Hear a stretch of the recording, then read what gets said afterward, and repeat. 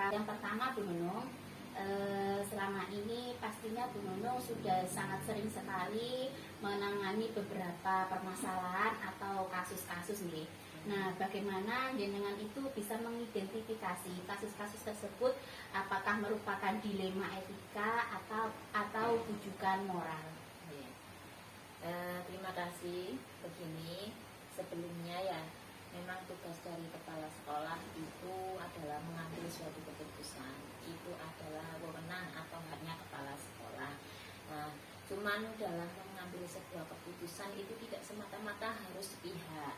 Ya, pertama harus diidentifikasi dulu mana kasus-kasus yang termasuk dilema moral, mana kasus-kasus yang termasuk dilema etika, dan yang mana termasuk bujukan moral seperti yang Bu Ita dan Bu Mala sampaikan tadi. Nah, untuk yang dilema etika, identifikasinya begini. Ketika ada sebuah permasalahan dan kedua-duanya itu mengandung suatu kebenaran, jadi tidak ada satu pihak yang salah atau satu pihak yang benar, kedua-duanya benar. Nah, ini sangat memberatkan bagi kepala sekolah. Misalnya, ini langsung masuk ke yang pernah saya alami di TK Islam Al-Khalidiyah ini, yaitu ketika ada anak satu yang tidak aktif dalam mengikuti kegiatan belajar, dikatakan drop out tidak, karena dia secara resmi tidak menyatakan untuk keluar dari TK Islam Al-Khalidiyah. Statusnya masih statusnya sebagai murid Al-Khalidiyah, namun dia tidak pernah masuk. Nah, ketika ada orang tuanya mengajukan konsultasi sama saya, apakah masih tetap membayar SPP atau masih dikenakan biaya pembelajaran sedangkan dia tidak pernah sekolah. Nah, di satu sisi alasan wali murid yang seperti itu benar, memang dia tidak mengikuti atau tidak menikmati kegiatan yang ada di sekolah. Tapi di sisi lain suatu aturan bahwa selama dia menjadi wali murid, hak dan kewajiban harus tetap dipenuhi oleh wali murid. Nah, sebenarnya saya juga bingung masalah ini. Satu sisi sebenarnya alasan wali murid seperti ingin bebas dari biaya itu masuk akal karena dia tidak aktif, tapi di sisi lain dia tidak dinyatakan keluar, tidak mengundurkan diri. Nah, ini contoh satu permasalahan dilema etika. Nah, seperti itu ya. Adapun yang bujukan moral, itu sebenarnya jarang sekali terjadi di sini, cuman pernah sih. Nah, misalnya kasusnya begini. Jadi bujukan moral itu satu pihak menguntungkan saya, satu pihak itu sebuah keputusan yang salah.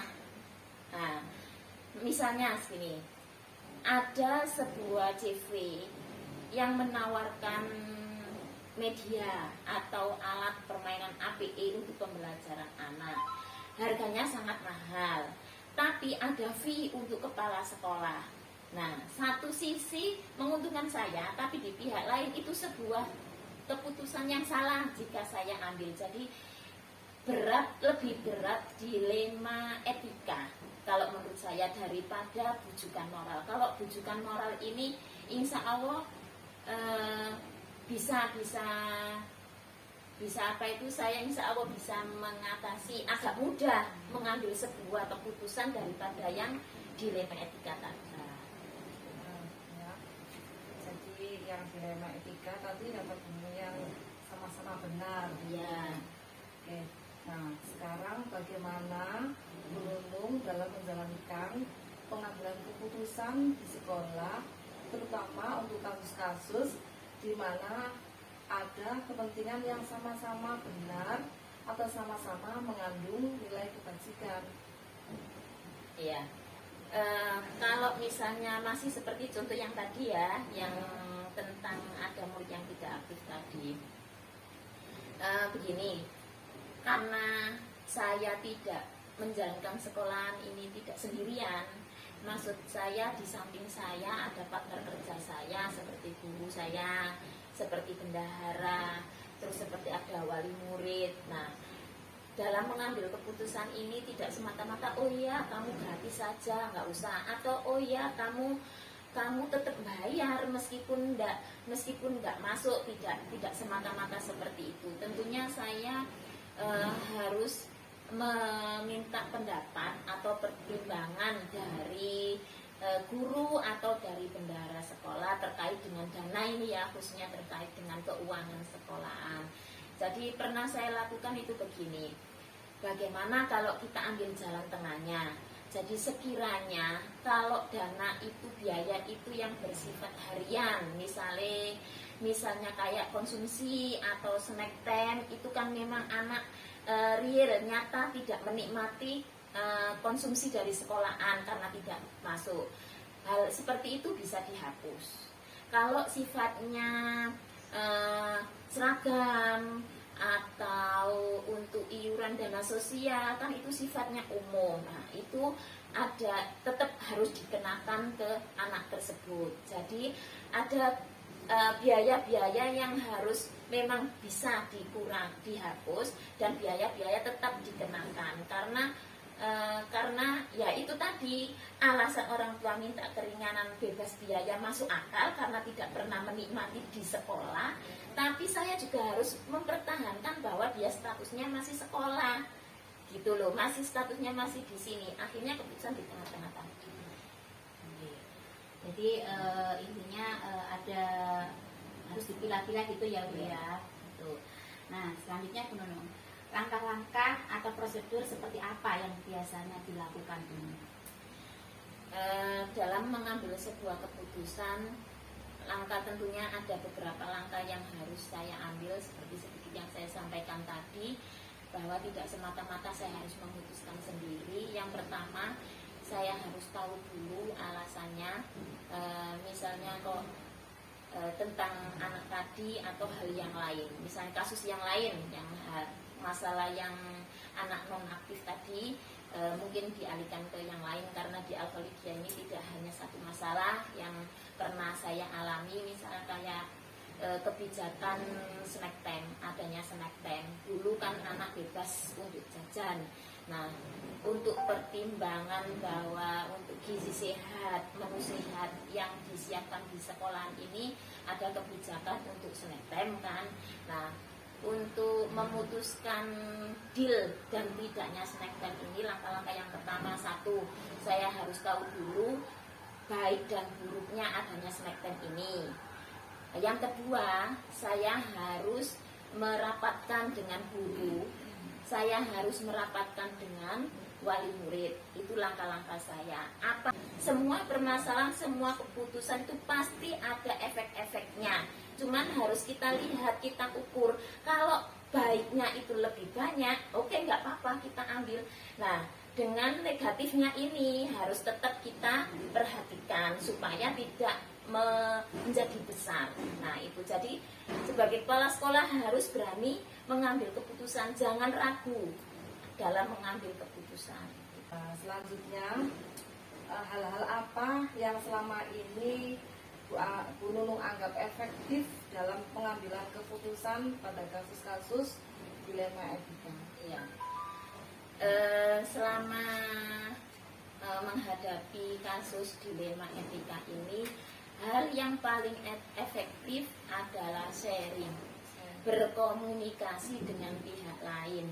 Itu yang paling penting, baik dengan wali murid, baik dengan guru sebagai partner kerja, meskipun kepala sekolah sebagai pemegang keputusan tidak boleh semena-mena karena berat nanti akan ke depannya, yaitu harus sharing dengan wali murid atau guru atau pihak-pihak yang terkait.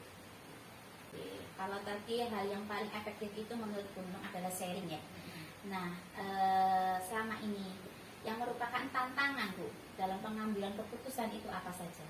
Ya, tantangannya dalam mengambil keputusan, hal yang terberat adalah ketika ada pertimbangan yang 50-50. Maksudnya jika saya mengambil ini efektif, hal negatifnya itu sama. Lah itu yang memberatkan saya agak ragu untuk mengambil keputusan. keputusan, tapi apapun itu harus diputuskan, itu hal yang terberat. Jadi hal baik, positif dan negatifnya ini hampir sama. Yang kedua, adanya selisih perbedaan. Nah, misalnya saya harus sharing minta pendapat kepada teman-teman guru.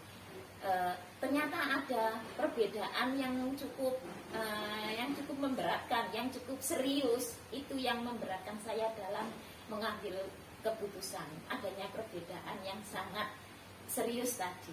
Nah, selanjutnya, apakah Bu Nunung mempunyai jadwal tertentu dalam sebuah penyelesaian kasus dilema etika, atau apakah keputusan itu diselesaikan secara langsung tanpa ada prosedur atau jadwal?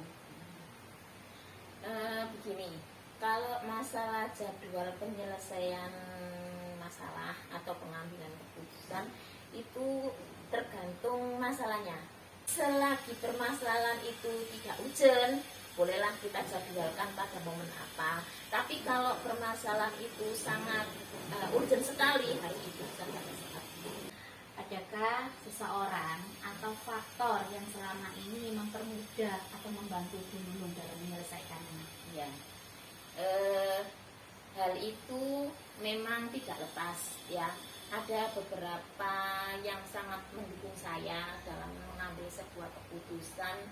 Nah, salah satunya adalah dukungan dari guru-guru saya, dukungan dari wali murid yang mempermudah, yang searah, seide. Karena saya berjalan ini, visi misinya sekolah ini kan di awal kan tidak sepihak, saya sendiri yang menentukan, saya harus merapatkan. Oleh karena itu di tengah perjalanan kita pun seiring bersama dengan warga sekolah ini, dengan stakeholder yang ada di sekolah ini, seiring berjalan bersama. Ketika ada sebuah permasalahan yang mempermudah saya mengambil sebuah keputusan itu, didukung oleh guru, didukung oleh pengurus, didukung oleh wali murid, itu semua itu membantu. Nah, itu yang mempermudah saya dalam mengambil sebuah keputusan. Sekali ya Bu Nunung ya, dari semua hal yang telah disampaikan, pembelajaran apa yang dapat Bu Nunung petik dari pengalaman Bu Nunung mengambil keputusan dilema etika? Ya. Satu hal yang harus saya garis bawahi dalam kinerja ini, barangkali untuk teman-teman semuanya, untuk generasi penerus saya sebagai kepala sekolah satu, jangan takut mengambil keputusan. Satu itu ya. Dua, harus tegas dalam mengambil keputusan, jangan bimbang, jangan berpihak pada salah satu ya.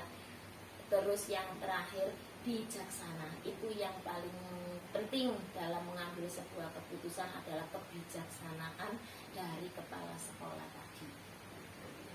Alhamdulillah. Terima kasih Bu Nunung. Bu Nunung telah meluangkan waktunya, memberikan kesempatan kepada kami untuk belajar tentang cara pengambilan keputusan. Terima kasih Bu Nunung. Saya mohon pamit. Assalamualaikum warahmatullahi wabarakatuh. Waalaikumsalam warahmatullahi wabarakatuh. Semoga bermanfaat. Amin. Assalamualaikum warahmatullahi wabarakatuh. Bagaimana kabarnya hari ini? Alhamdulillah sehat. Alhamdulillah ya. Apa bisa kembali di sini mau wawancara terkait dengan pengambilan keputusan di sekolah yang Bapak pimpin ini. Kami akan memberikan pertanyaan seputar pengambilan keputusan. Yang pertama, tentunya Pak Baba di sekolah kan pernah menghadapi permasalahan atau kasus-kasus. Bagaimana Pak Baba dalam mengidentifikasi kasus-kasus yang merupakan dilema ataukah rujukan moral? Sebelumnya saya kemarin sempat sedikit untuk mempelajari antara dilema etika dan rujukan moral. Ini untuk dilema etika antara dua permasalahan yang sama-sama benar untuk diambil keputusannya yang lebih baiknya yang mana. Yang pertama yang saya lakukan yakni menganalisis permasalahan tersebut, yakni menganalisis hal-hal yang berkaitan dengan dua masalah tersebut.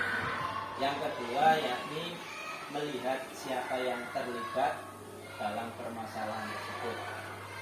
Yang ketiga yakni mencari fakta-fakta yang ada di lapangan. Jadi, dalam sebelum memutuskan kita mencari terlebih dahulu fakta-fakta yang ada.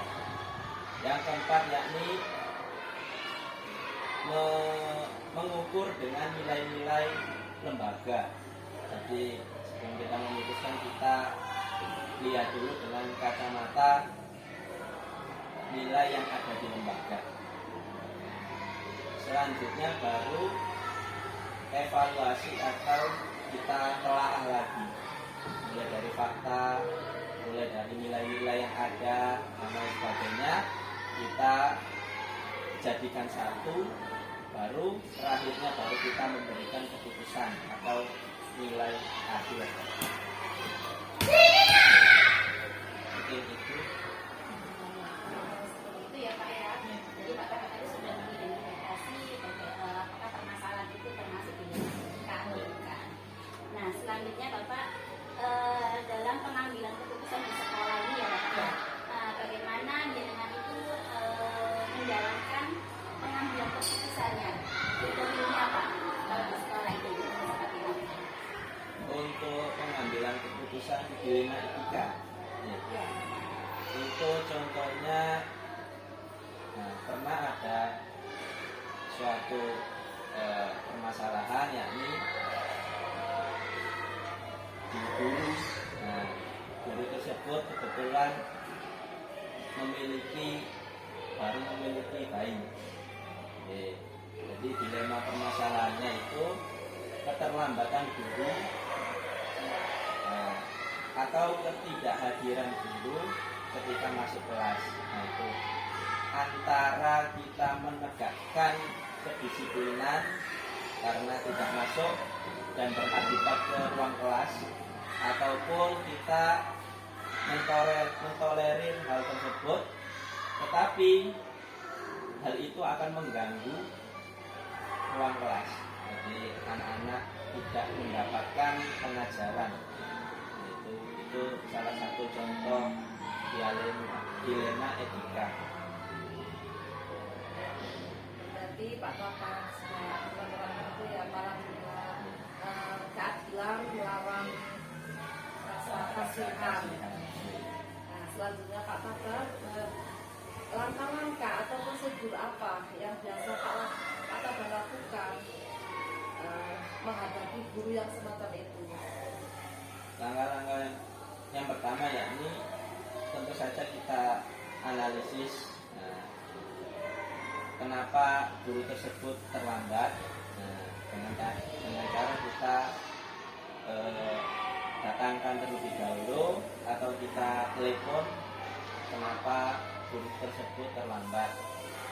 Nah, jikalau ada alasan yang bisa diterima atau misalkan sesuai dengan nilai kemanusiaan itu bisa kita terima, maka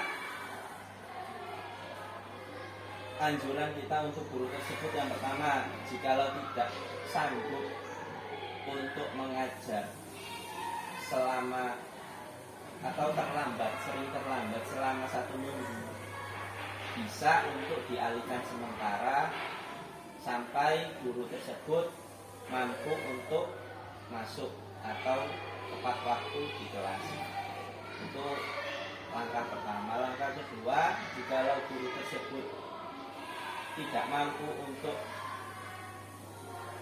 jikalau guru tersebut mampu untuk masuk dalam 1 minggu, mungkin 2 hari atau 3 hari, untuk 4 hari yang kosongnya atau 3 hari yang kosongnya itu bisa dialihkan tugasnya ke wali kelas yang lain atau guru tiket yang ada, karena mengantisipasi ruang kelas yang kosong. Jadi itu langkah-langkah yang kita ambil selama ini ya Pak ya. Selanjutnya Pak, hal apa yang menurut jenengan ini efektif dalam mengambil keputusan ataupun kasus-kasus dilema etika? Yang paling efektif itu yang seperti apa? Untuk pengambilan keputusan, Ya. yang pertama yakni kita sesuai dengan langkah-langkah tadi, kita menganalisis terlebih dahulu. Jadi sebelum kita mengambil keputusan, kita benar-benar tahu fakta-fakta yang ada di lapangan seperti apa, tanpa mengesampingkan nilai-nilai yang ada. Jadi nilai-nilai disiplin sekolah tetap dilaksanakan, juga ini hal-hal fakta-fakta yang ada tetap kita lihat. Jadi nanti duanya itu baru kita timbang atau kita pilih-pilih jalan tengah yang baik yang mana. Jadi pengambilan keputusan yang pertama ini apa itu masih berbasis pada rasa peduli ya. Selanjutnya Pak Tanda, apa saja yang selama ini merupakan tantangan dari pengambilan keputusan pada kasus dilema etika dalam menyikapi hal tersebut, karena hal tersebut kadang dilema etika ini terjadi bukan satu kali, tapi berkali-kali, sering. Nah itu kadang kita menyikapi hal tersebut karena sudah sering terjadi, nah itu berbeda lagi. Tantangannya itu kalau hal tersebut terjadi berulang kali, berulang-ulang. Itu salah satu tantangan ya Pak ya. Iya, tantangan. Iya. Kita lanjutkan Pak, apakah Pak Tata sendiri punya jadwal tertentu dalam menyelesaikan kasus tersebut? Misalnya apakah ketika ada permasalahan Pak Tata itu langsung menyelesaikan hal itu juga atau dipikir terlebih dahulu seperti itu? Untuk proses penyelesaian masalah, yang pertama misalkan seperti mungkin contoh lain, prosesnya yakni dalam kasus itu yang pertama kita diskusikan terlebih dahulu antara kepala sekolah, wali kelas maupun guru kesiswaan dan wakil siswaan. Kita diskusikan terlebih dahulu, itu mungkin 1 hari. Jadi sekarangnya misalkan terjadi sekarang, besoknya kita selesaikan, kita rundingkan dulu ke sesama, baru setelah itu 3 hari setelah itu kita panggil orang tuanya maupun siswanya. Jadi kita panggil, kita tanyakan kenapa, ada masalah apa siswa tersebut kok tidak bisa menyerap pelajaran dengan baik. Mungkin di rumahnya ada masalah atau dan lain-lain. Kita tanyakan dan kita kumpulkan fakta-fakta berdasarkan pernyataan wali kelasnya. Dilihat dari absensi, keaktifan di kelas, maupun pekerjaan rumah yang diselesaikan, itu kita nilai. Nah, itu cara untuk memproses dilema etika. Terus langkah terakhir baru kita, setelah semuanya sudah dirundingkan, baru kita putuskan, kita pilih yang terbaik di antara yang baik. Intinya ada waktu terjadwal atau ya? Iya, ada waktu. Ada waktu. Selanjutnya, adakah seseorang atau faktor-faktor apa yang selama ini mempermudah dan membantu Pak Tata dalam pengambilan keputusan dalam kasus-kasus? Jadi adakah seseorang yang membantu menyelesaikan permasalahan dalam kasus-kasus ini? Untuk kasus dilema etika, untuk Nah, ini karena beda ya antara guru dengan siswa. Kalau guru mungkin hanya beberapa orang, saya dengan waka kesiswaan maupun waka kurikulum. Tetapi untuk siswa biasanya saya tetap berdiskusi dengan guru maupun wali murid dan ketua yayasan. Jadi langkah atau keputusan yang terbaik bagaimana kita tetap diskusikan dengan ketua yayasan. Bersama bermusyawarah dan dengan apa